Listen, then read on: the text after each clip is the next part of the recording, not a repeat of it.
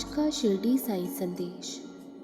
क्रोध का आधार है अहंकार, जो कि ये कहता है संसार में जो कुछ भी हो रहा है वो उसके मुताबिक नहीं हो रहा है।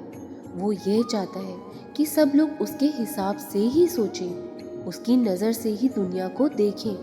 अब तुम ही बताओ, क्या ये संभव है? नहीं। क्रोध आएगा, उसे आने दो, क्योंकि तुम उसे आने से नहीं रोक सकते। हाँ, अगर रोक सकते हो वो है प्रतिक्रिया, क्रोध पर तुम्हारी प्रतिक्रिया। अगर तुमने क्रोध पर अपनी प्रतिक्रिया को नियंत्रित कर लिया तो समझो तुमने क्रोध से होने वाली हानि को नियंत्रित कर लिया। अगर तुम ऐसा कर पाए तो समझो क्रोध का उद्देश्य विफल हो जाएगा, अहंकार का उद्देश्य विफल हो जाएगा।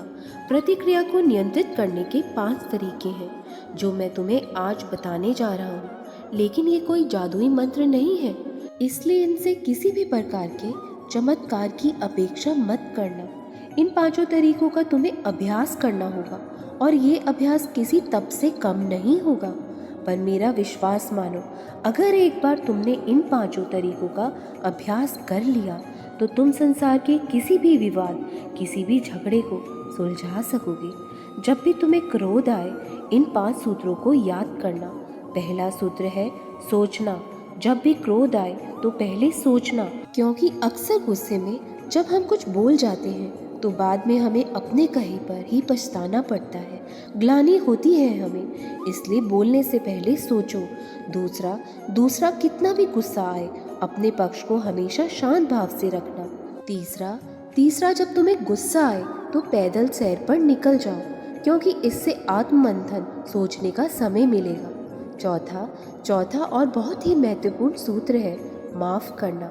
माफ़ करना सीखो मेरे बच्चे, क्योंकि किसी की भूल के लिए माफ़ कर देना, क्षमा कर देना, क्रोध को निष्क्रिय कर देना है।